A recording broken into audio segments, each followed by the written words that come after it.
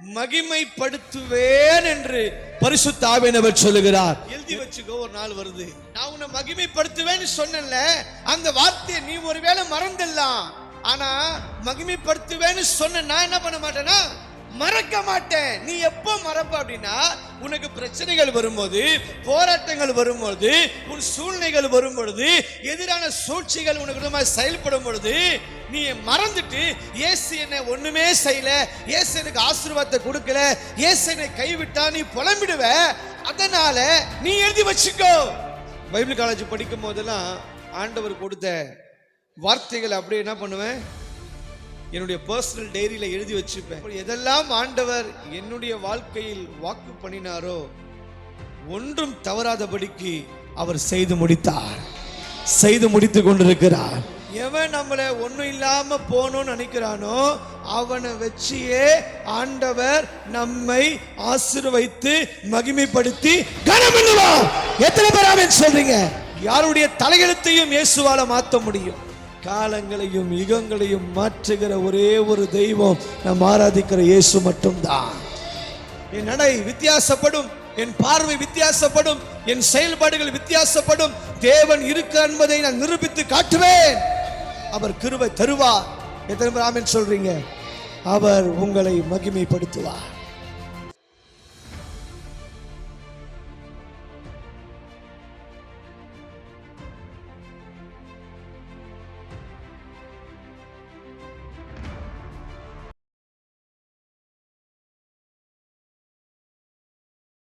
எரேமியாவின் தீர்க்க தரிசன புஸ்தகம் 30வது அதிகாரம் 19வது வசனம். அவைகளில் இருந்து ஸ்தோத்திரமும் ஆடல் பாடலின் சத்தமும் புறப்படும். அவர்களை வர்த்திக்க பண்ணுவேன். அவர்கள் குறுகி போவதில்லை. அவர்களை மகிமைப்படுத்துவேன். அவர்கள் சிறுமைப்படுவது இல்லை. எத்தனை பேர் ஆமென் சொல்றீங்க? ஹல்லேலூயா. இந்த நாளிலும் பரிசுத்த ஆவியானவர் நம்மை பார்த்து சொல்லுகிற மிகப்பெரிய ஒரு ஆசீர்வாதமான வார்த்தை, ஒரே ஒரு வார்த்தை தான், நான் உன்னை மகிமைப்படுத்துவேன். ஹல்லேலூயா.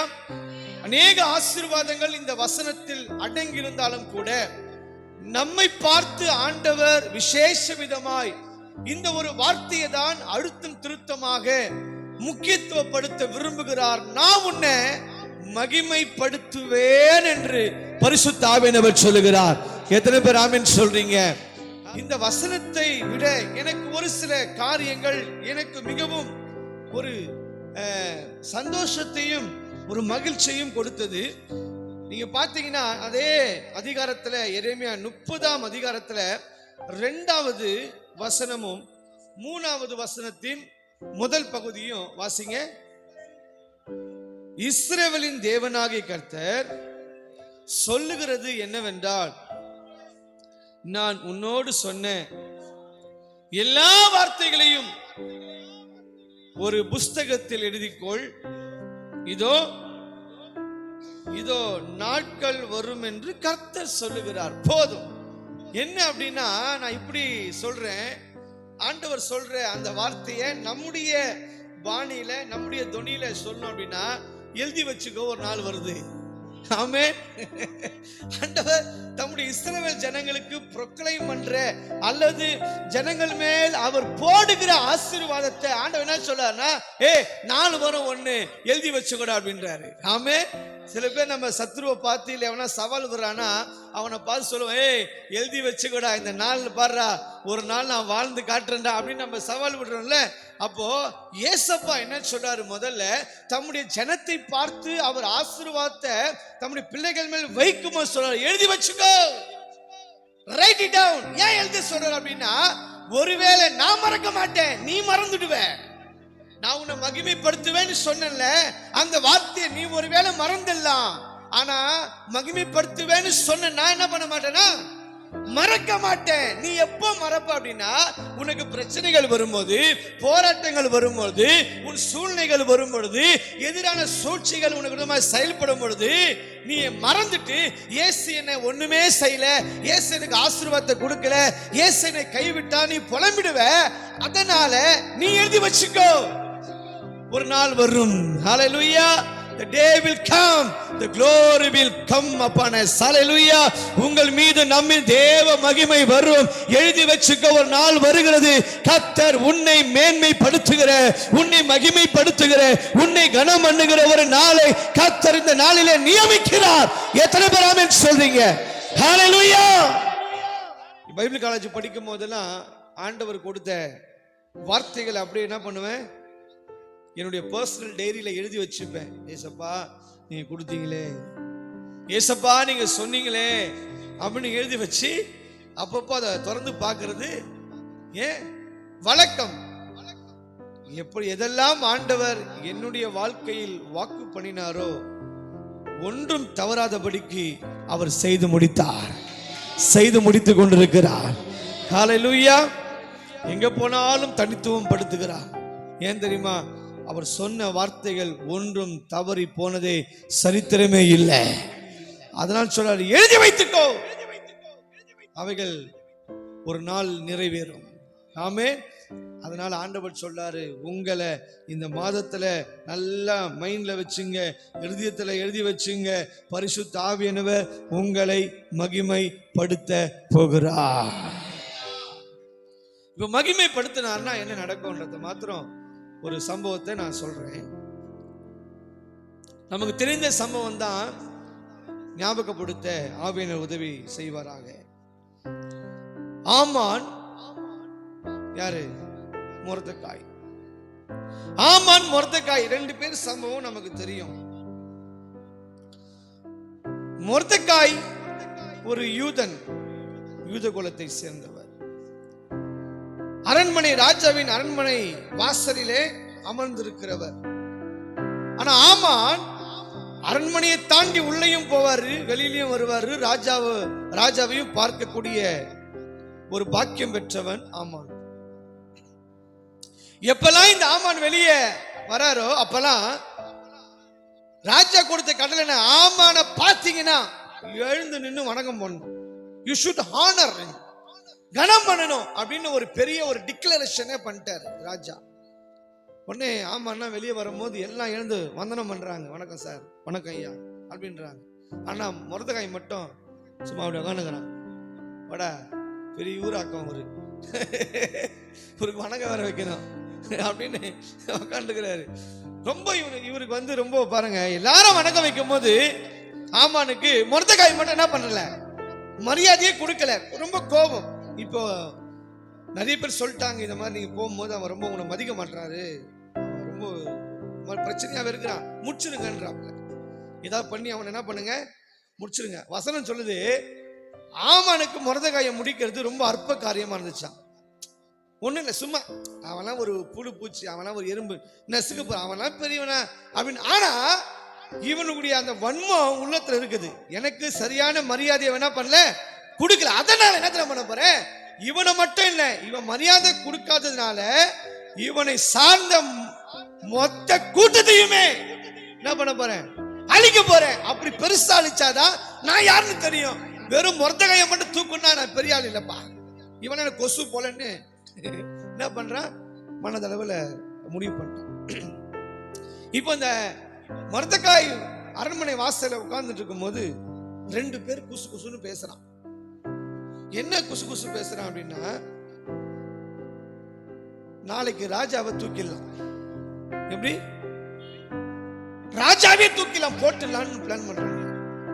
ராஜாவை நாளைக்கு எப்படியாவது அப்படின்னு குசு குசு பேசுறத யாரு கேட்டது, கேட்டுட்டார். கேட்ட உடனே ஐயோ ராஜாவையே போடுத்தல பிளான் பண்றாங்களா அப்படின்னு உடனே எஸ்தர் மூலியமா என்ன பண்ணுது, செய்தி. ராஜா ரெண்டு பேர் உம்மை போட்டு தள்ளுவதற்கு உங்களுடைய ராஜ்யத்துக்கு விரோதமா என்ன பண்றான், பிளான் பண்றானுங்க அப்படின்னு சொன்ன உடனே அதை விசாரிக்கிறாரு. அது உண்மைன்னு ராஜாவுக்கு உடனே க்ளோஸ் பண்றாரு. 2 பேரையும் பிடிக்கிறாரு, தூக்கல போட்டு அவ்வளவுதான் சாகச்சற. இந்த சம்பவத்தை அழகா பைபிள் எழுதியிருக்கு. அப்போ ஒரு நாள் இந்த ராஜா தூங்குறதுக்காக போறாரு. நைட் ஆயிடுச்சு. தூங்க போகும்போது என்ன வரல, தூக்கம் வரல. அந்த வசனம் ரொம்ப அழகா இருக்கு பாருங்களேன். 6:1 அந்த ராத்திரியிலே ராஜாவுக்கு நித்திரை வராதபடினால்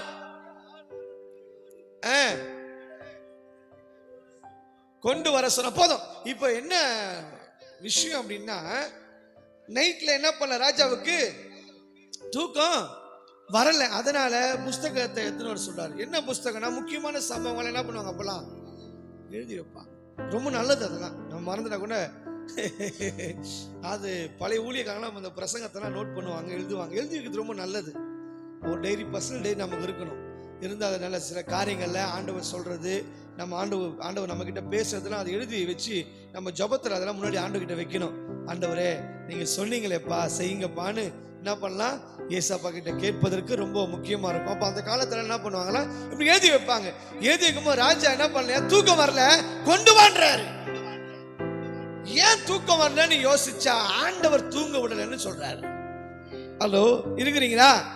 மொர்தெக்காயை அடுத்த கட்டத்துக்கு அவர் கொண்டு போனா ராஜா தூங்க கூடாதுயா. ஏன்னா இவன் தூங்கிட்டானா இந்த புஸ்தகம் அங்க வராது, இவன் படிச்சிருக்க மாட்டான். இவன் என்ன ராஜாவுக்கு நன்மை செஞ்சான்னு ராஜாவுக்கு தெரிஞ்சிருக்காது. அதனால ராஜாவின் தூக்கம் கெட்டு போகணும் என்பது தேவ நோக்கம். ஹல்லேலூயா. இந்த மொர்தெக்காயை அடுத்த கட்ட நிலைமைக்கு உயர்த்தணும் என்பது தேவ சித்தம்.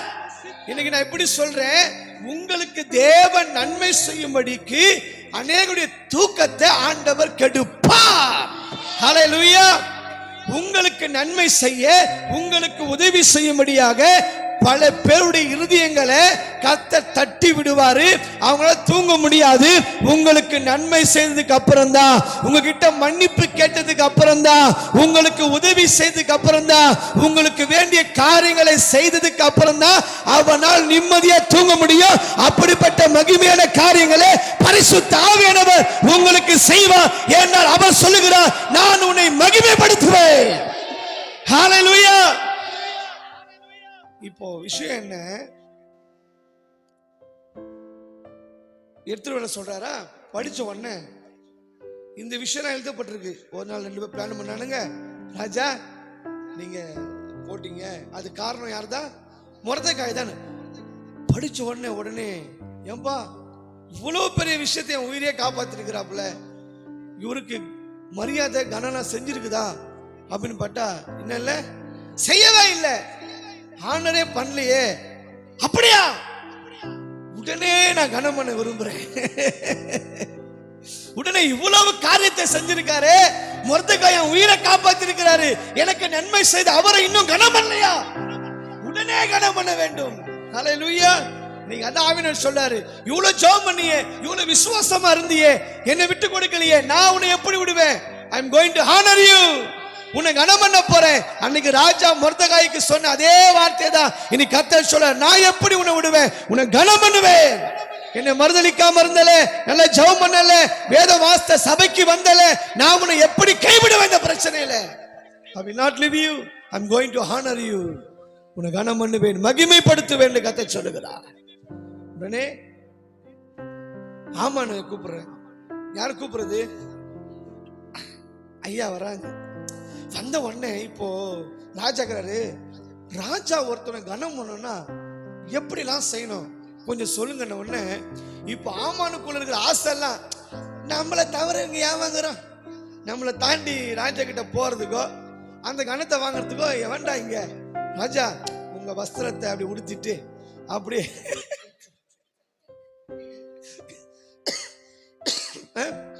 சும்மா உயரமா அந்த கிரீடத்தெல்லாம் வச்சுட்டு அப்படியே தெருவழியில நடந்து போகும்போது ராஜாவால் கனப்படுத்தப்படுகிற மனுஷனுக்கு இப்படித்தான் செய்யப்படும் என்று அப்படியே அவன் தண்டோரா போட்டு சொல்லும் போது அந்த குஷியில், அந்த மயக்கத்துல, அந்த போதையில போறது இருக்கிற சுகமே சுகம்தான் அப்படின்னு இவருக்கு கனம் பண்ண போறாருன்னு தான் என்ன பண்ணாரு. இவர் ஆசையெல்லாம் அப்படியே சொல்ல, இப்படி பண்ணணும் ராஜா, அப்படி பண்ணு ராஜா, இப்படி அப்படி ஆக்கும், அப்படியா இப்படி ஆக்கும்னு பெரிய ஒரு ஆசையெல்லாம் ஆமான்னு சொல்ல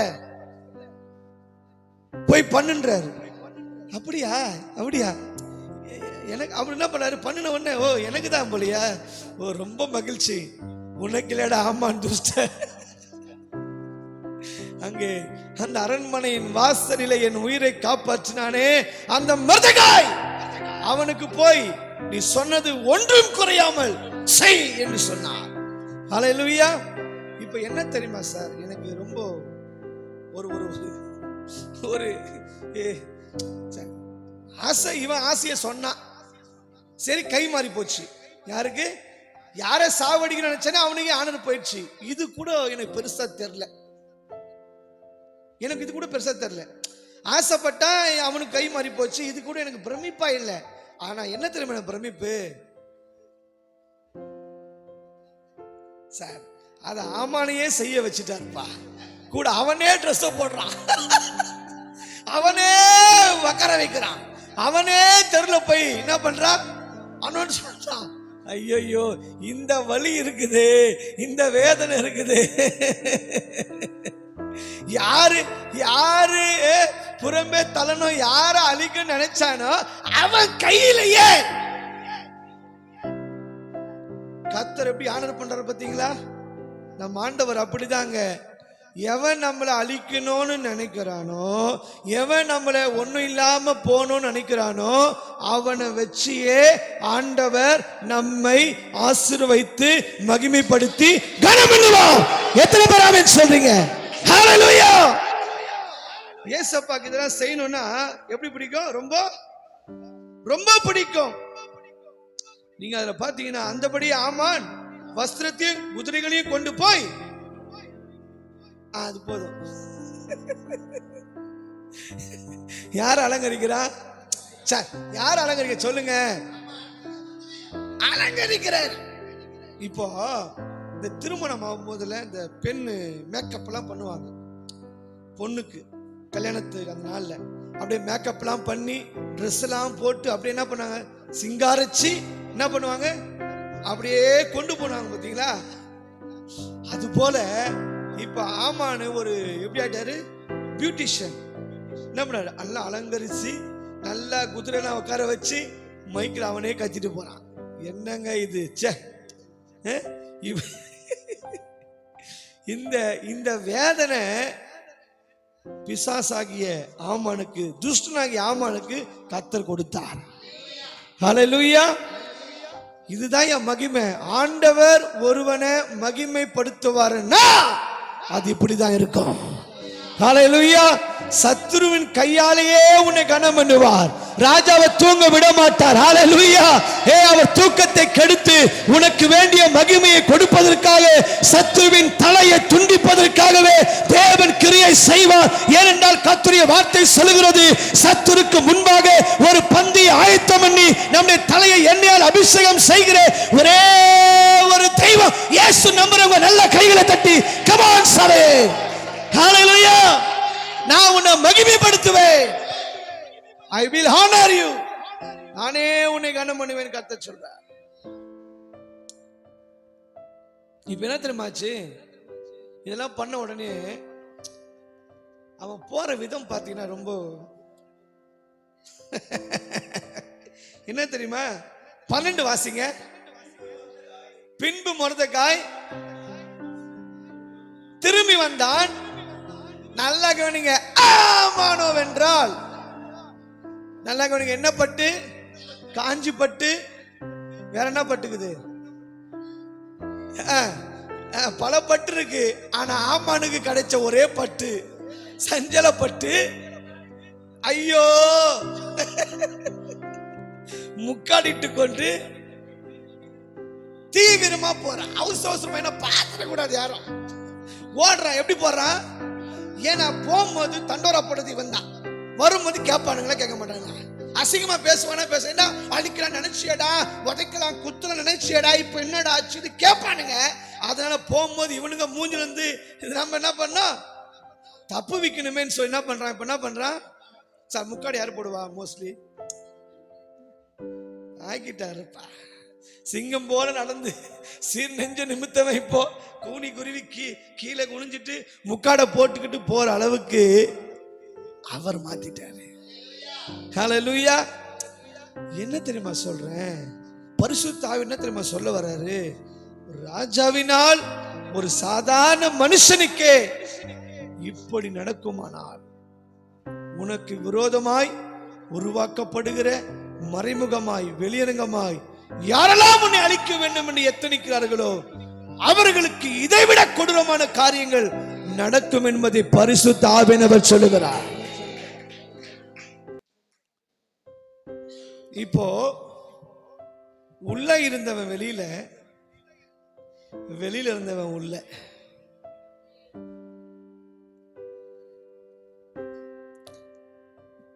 அரண்மனை வாசலில் அமர்ந்திருந்தவன் இப்போ ஒய்யாரமாக he can enter easily into the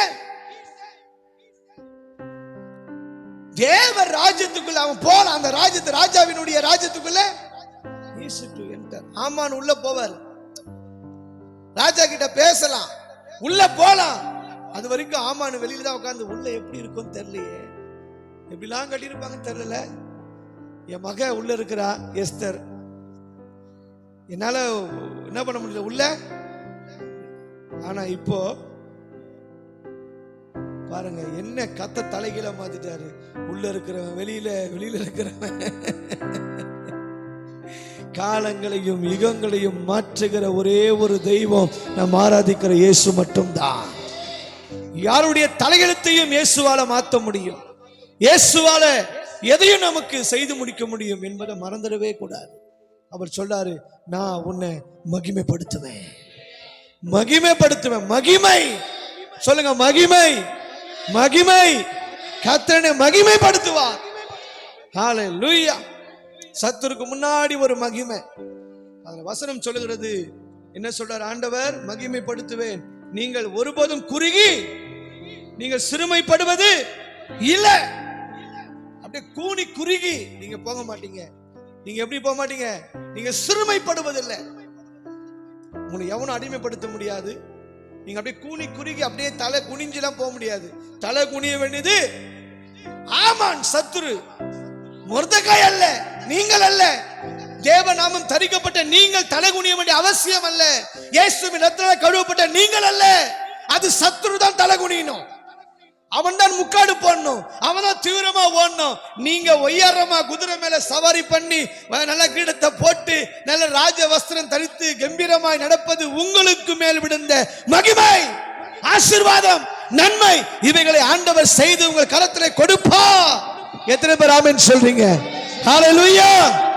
அவர் உங்களை மகிமைப்படுத்த போறார், உன் வாழ்க்கையை மகிமைப்படுத்துவார். எல்லாருக்கும் முன்பாக மகிமையாய் காணப்படும். இதை கர்த்தர் செய்ய போகிறார். அதுக்கு ஒன்னே ஒன்று சொல்றார், எழுதி வச்சுக்கோ, ஒரு நாள் வருகிறது நான் உன்னை மேன்மைப்படுத்துவேன். என்ன பண்ண சொல்றாரு? எழுதி வச்சுக்கோ. நான் மறக்க மாட்டேன், நீ மறந்துடுவ, எழுதி வச்சுக்கோன்றது. வீட்டுல போய் எழுதி வச்சுங்க, இந்த நாள் ஆண்டவர் சொல்லி இருக்கிறார், மொர்தெகாய்க்கு உண்டான கனம் மகிமை எனக்கு உண்டா இருக்கும். எனக்கு ஒரு அப்பாயின்மெண்ட் ஆர்டர் அவர் ரெடி பண்ணிட்டார். அவர் தன்னுடைய மகிமையினால் நிரப்புவார். சத்துருவின் தலை குனியும், சத்துரு முக்காடிட்டு கொண்டு ஓடுவான் தலை தெறிக்க. நான் கம்பீரமாய் நடனமாடுவேன், கம்பீரமாய் நடப்பேன். என் நடை வித்தியாசப்படும், என் பார்வை வித்தியாசப்படும், என் செயல்பாடுகள் வித்தியாசப்படும். தேவன் இருக்கிறார் என்பதை நான் நிரூபித்து காட்டுவேன். அவர் கிருபை தருவார். எத்தனை பேர் ஆமென் சொல்றீங்க? அவர் உங்களை மகிமைப்படுத்துவார். விசுவாசிக்கிறீங்களா? நம்புறீங்களா? ஆமென். கர்த்தர் நம்மை ஆசீர்வதிப்பாராக. ஆமென்.